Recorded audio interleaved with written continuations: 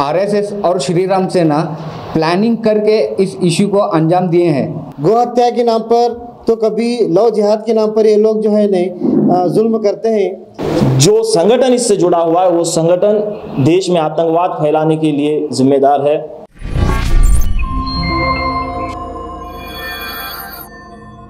Justice for Arbaz forum बेलगाम के जानिब से आज एक प्रेस कॉन्फ्रेंस की गई, जिसमें इन्होंने कहा कि अरबाज की मौत को हादसा दिखाने की कोशिश की गई है, जबकि ये एक सोची समझी साजिश नजर आ रही है। अरबाज के हाथों में बंधी रस्सी से साफ तौर पर साजिश की बू आ रही है। इस मामले में हिरासत में लिए गए श्री राम सेना के कार्यकर्ताओं पर सेक्शन 302 के अलावा जबरन वसूली, अपहरण, फिरौती, दो समुदायों के बीच द्वेष पैदा करने जैसे और भी कई सेक्शंस भी लगाने चाहिए और इस मामले के पीछे के षड्यंत्र को सबके सामने जल्द से जल्द लाना चाहिए। किसी भी तरह के पॉलिटिकल प्रेशर में न आते हुए पुलिस निष्पक्ष जांच करे। पीड़ित परिवार को 50 लाख का मुआवजा देने की सरकार से अपील भी इन्होंने की है। इस प्रेस कॉन्फ्रेंस में जस्टिस फॉर अरबाज फोरम के अध्यक्ष Naveed Katgi, popular front of India Belgaum के जिला समिति के सदस्य सलमान मुल्ला, टीपू सुल्तान संघर्ष समिति के जिला अध्यक्ष आरिफ कटगेरी, भारत मुक्ति मोर्चा के जिला समिति के सदस्य अयूब जकाती, बहुजन क्रांति मोर्चा के जिला समिति सदस्य जर्रार पठान और गोपी बल्लारी, एडवोकेट अनवर अली नदाफ और यूनाइटेड मुस्लिम फोरम के जिला समिति सदस्य अशफाक अहमद मड़की मौजूद थे। तो आइडेंटिफाई करके उनके ऊपर क्या करना है, कार्रवाई करना है। हम लोग देखते हैं अक्सर कि इशू कोई तो करता है, दूसरा कोई भी आकर वहाँ पर रुकता है। ऐसा नहीं होना चाहिए। एक केस के अंदर जो असल कल्पेट्स है उसको क्या करना है, जल्द से जल्द इन्वेस्टिगेशन करके हम लोग उसकी डिमांड कर रहे हैं। और जैसा कि हमारे सलमान भाई बताए, अगर ये डिमांड्स हमारे अगर पूरे नहीं होंगे तो हम लोग पूरे कर्नाटक भर में क्या करेंगे, एहतजाज करेंगे और सख्त से सख्त एहतजाज करने की हम लोग क्या करेंगे, कोशिश करेंगे। यहाँ पर डिपार्टमेंट से कांटेक्ट होकर है, डिपार्टमेंट भी हमको बुलाकर बोलकर है कि हम लोग उसकी पूरी कोशिश कर रहे हैं और आपको जो भी पूछना है आप हमसे आकर पूछो करके बोलकर भी है, हमको एक डायरेक्शन देकर भी है। हम लोग वो भी काम कर रहे हैं, साथ साथ में ये भी काम हम लोग क्या है, अवेयरनेस का काम भी हम लोग कर रहे हैं।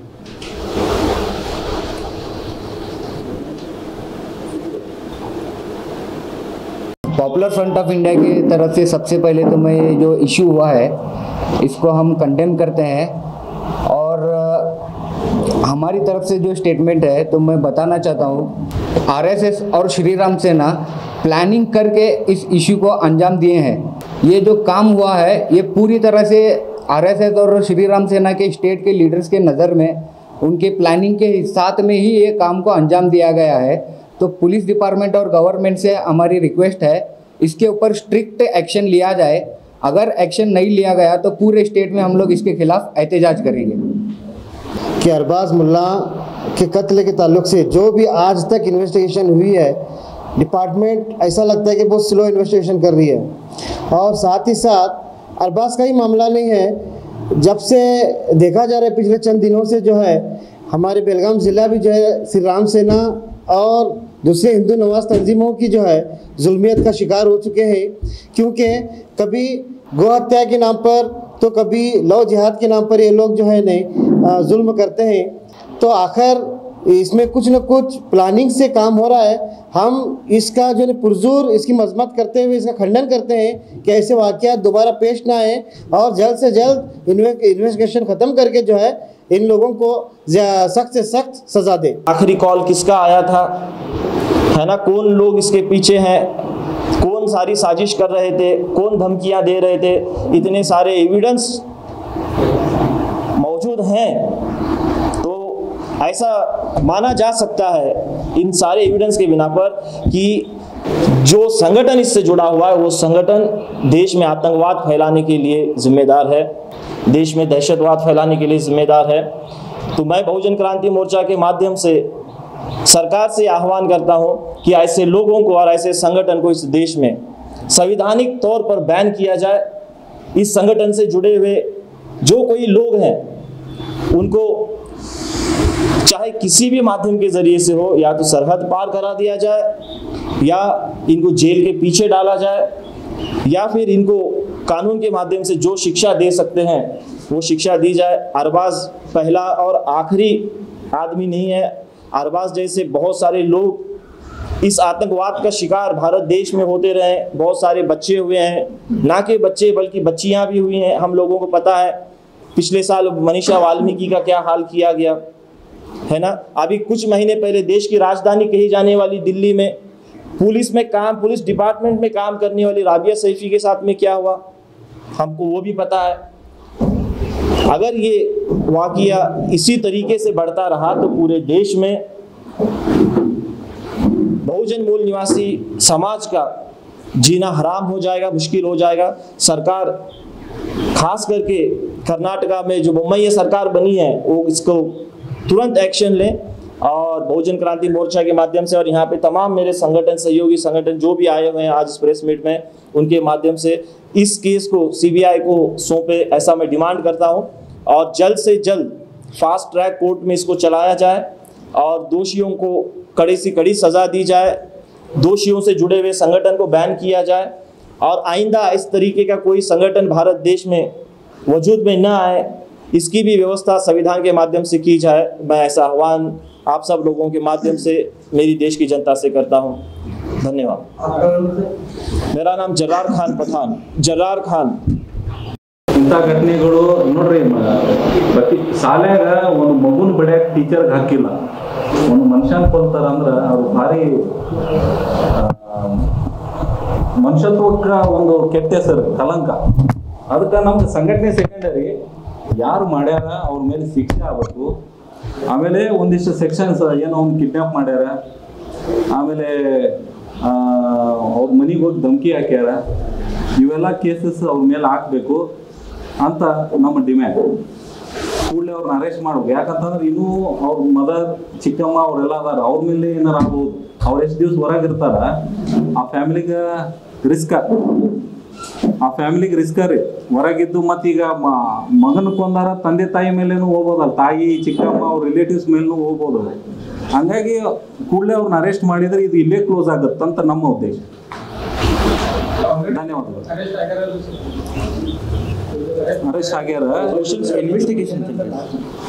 ಆದ್ರೆ ಈಗ ನನಗೆ ಮೊನ್ನೆ ಟಿವಿ ಚಾನೆಲ್ ಮುಖಾಂತರ ಬಂದಿದ್ದು ಏನಂತಂದ್ರೆ, ನಮ್ಮ ರೈಲ್ವೆ ಪೊಲೀಸರು SP ಆಫೀಸ್ಗೇನೋ ಅದನ್ನು ವರ್ಗಾವಣೆ ಮಾಡ್ತೀವಿ ಅಂತಂದು ಸ್ಟೇಟ್ಮೆಂಟ್ ಬಂದಿತ್ತು.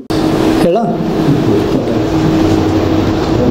ಅರ್ಬಾಜ್ ಮುಲ್ಲಾ ಅವ್ರದ್ದು ಏನು ಹತ್ಯೆ ಆಗಿದೆ, ಅದು ಬರೀ ಅವ್ರದ್ದು ಹತ್ಯೆ ಮಾತ್ರ ಅಲ್ಲ, ಇದು ಪೂರ್ತಿ ಮಾನವೀಯತೆಯ ಹತ್ಯೆ. ಅಷ್ಟೇ ಅಲ್ಲದೆ ಇದರ ಹಿಂದೆ ಯಾವ ಸಂಘಟನೆಗಳು, ಯಾವ ಒಂದು ವಿಚಾರಧಾರೆ ಕೆಲಸ ಮಾಡ್ತಾ ಇದೆ ಅದ್ರ ಬಗ್ಗೆ ನಾವು ಲಕ್ಷ್ಯ ಕೊಡಬೇಕಾಗಿರುವಂಥ ವಿಷಯ. ನೋಡಿ, ಇದು ಬರೀ ಬೆಳಗಾವಿ ಒಂದು ಕ್ಷೇತ್ರಕ್ಕೆ ಸೀಮಿತವಾಗಿರುವಂಥ ವಿಷಯ ಅಲ್ಲ. ಇಡೀ ಕರ್ನಾಟಕದಲ್ಲಿ ನಾವು ನೋಡಬೇಕಾದ್ರೆ ಗಾಂಧೀಜಿ ಅವರನ್ನೇ ನಾವು ಬಿಟ್ಟಿಲ್ಲ ಅಂತ ಹೋಮ್ ಮಿನಿಸ್ಟರ್ ಅವ್ರಿಗೆ ಧಮಕಿ ಕೊಡ್ತಾರೆ. ಗಾಂಧೀಜಿ ಅವ್ರಿಗೆ ನಾವು ಬಿಟ್ಟಿಲ್ಲ ಅಂತ ಹೋಮ್ ಮಿನಿಸ್ಟರ್ಗೆ, ನಮ್ಮ ಮುಖ್ಯಮಂತ್ರಿ ಆಗಿರುವಂಥ ಬೊಮ್ಮಾಯಿ ಅವ್ರಿಗೆ ಧಮಕಿ ಕೊಡ್ತಾರೆ.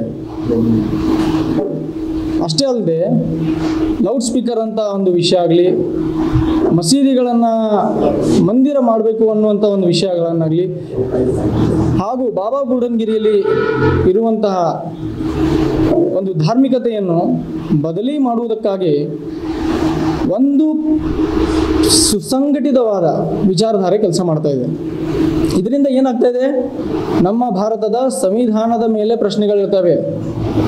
ನಮ್ಮ ಭಾರತದ ಸಂವಿಧಾನದಲ್ಲಿ ಎಲ್ಲ ಜನರು, ಎಲ್ಲ ಧರ್ಮದ ವ್ಯಕ್ತಿಗಳು, ಎಲ್ಲ ಒಂದು ಏಕತ್ವ ಏನಿದೆ ಅದು ಇಂತಹ ವಿಚಾರಧಾರೆಗಳಿಂದಾಗಿ ಕೆಡ್ತಾ ಇದೆ. ಹಿಂದೂ ಮುಸ್ಲಿಂ ಬಾಯಿ ಅನ್ನುವಂಥದ್ದು ಏನೊಂದು ವಿಷಯ ಇತ್ತು, ಅದು ದಿನನಿತ್ಯ ಕೆಟ್ಕೊಂತ ಹೋಗ್ತಾ ಇದೆ, ಕಡಿಮೆ ಆಗ್ತಾ ಇದೆ. ಅದಕ್ಕೆ ನಾವು ಬರೀ ಬೆಳಗಾವಿ ಕ್ಷೇತ್ರಕ್ಕೆ ಸೀಮಿತವಾಗದೆ ಇಡೀ ಕರ್ನಾಟಕದಲ್ಲಿ ಏನು ನಡೀತಾ ಇದೆ ಅನ್ನುವಂಥ ವಿಷಯವನ್ನು ನಾವು ಪರಿಗಣಿಸಬೇಕು. ಯಾವಾಗ ನಮ್ಮ ಮುಖ್ಯಮಂತ್ರಿಗಳೇ ಸೇಫ್ ಇಲ್ಲ ಅಂದಾಗ ನಿಮ್ಮಂಥ ಸಾಮಾನ್ಯ ವ್ಯಕ್ತಿಗಳು ಏನು ಸೇಫ್ ಇಲ್ಲಿ? ಅದಕ್ಕೆ ನಮಗೆ ಸೇಫ್ಟಿ ಇಂಪಾರ್ಟೆಂಟ್ ಇದೆಯಲ್ಲ, ಆ ಸೇಫ್ಟಿಯನ್ನು ಒದಗಿಸಿಕೊಡುವಂಥ ಕೆಲಸ ನಮ್ಮ ರಾಜ್ಯ ಸರ್ಕಾರದ್ದು. ಸೇಫ್ಟಿಯನ್ನು ಒದಗಿಸಿಕೊಡುವಂಥ ಕೆಲಸ ನಮ್ಮ ಪೊಲೀಸ್ ಡಿಪಾರ್ಟ್ಮೆಂಟ್ ಅವ್ರದ್ದು. ಇವರನ್ನೇ ನಾವು ಬಿಡೋದಿಲ್ಲ ಅಂತ ಹೇಳುವಂಥ ವಿಚಾರಧಾರೆಗಳೇ ಏನಿದೆಯಲ್ಲ, ಆ ವಿಚಾರಧಾರೆಗಳೇನೆ ಇವತ್ತು ಅರ್ಬಾಜ್ನ ಕೊಲೆ ಮಾಡಿರೋದು. ಅಂಥ ವಿಚಾರಧಾರೆಗಳನ್ನು ಕಾನೂನಾತ್ಮಕವಾಗಿ ಯಾವ ರೀತಿಯಲ್ಲಿ ನಾಶಪಡಿಸಬೇಕಲ್ಲ, ಆ ನಾಶಪಡಿಸೋ ಕೆಲಸ ರಾಜ್ಯ ಸರ್ಕಾರ ಮಾಡಬೇಕಾಗಿ ನಾನು ಈ ಪ್ರೆಸ್ ಮೀಟ್ ಮುಖಾಂತರ ಕೇಳ್ಕೊಳ್ತಾ ಇದ್ದೀನಿ. ಅಷ್ಟೇ ಅಲ್ಲದೆ FIR ಅಲ್ಲಿ ನಾವು ನೋಡಿದರೆ ಬರೀ ಮರ್ಡರ್ ಸೆಕ್ಷನ್ ಮಾತ್ರ ಇದೆ 302. ಅದರ ಹೊರತಾಗಿ ಆ ಒಂದು FIR ಅಲ್ಲಿ ಬರಬೇಕಾಗಿರೋದು 94 ಬರಬೇಕಾಗಿದ್ದು 363, 384, 153A, 295A, 330, ಅಷ್ಟೇ ಅಲ್ಲದೆ 503 ಇವೆಲ್ಲ IPC ಸೆಕ್ಷನ್ಸ್ಗಳು ಬರಬೇಕು. ಇದು ಬರೀ ಒಂದು ಮರ್ಡರ್ ಅಲ್ಲ, ಇದನ್ನು ಸಂಪೂರ್ಣವಾಗಿ ಪ್ಲಾನಿಂಗ್ ಮಾಡಿ ವಿಚಾರ ಮಾಡಿರುವಂಥ ಒಂದು ಕೊಲೆ. ಇದು ಒಂದು ವರ್ಗಕ್ಕೆ ಸೀಮಿತವಾಗಿರೋದು ಖಂಡಿತ. ಇಲ್ಲಿ ಒಬ್ಬ ಅರ್ಬಾಜ್ ಇದ್ದಾನೆ ಅಂತಾನೆ ಇದೊಂದು ಕೆಲಸ ಆಗಿರೋದು. ಅದಕ್ಕೆ ಇಂತಹ ಒಂದು ಮಾನಸಿಕವಾಗಿ ದೈಹಿಕವಾಗಿ ವಿಚಾರ ವಿಮರ್ಶೆಯನ್ನು ಕಳೆದುಕೊಂಡಿರುವಂತಹ ಸಂಘಟನೆಗಳನ್ನು ಭಾರತದಿಂದ ಮುಕ್ತ ಮಾಡಬೇಕು ಅಂತ ನಾನು ಕೇಳಿಕೊಳ್ತೀನಿ.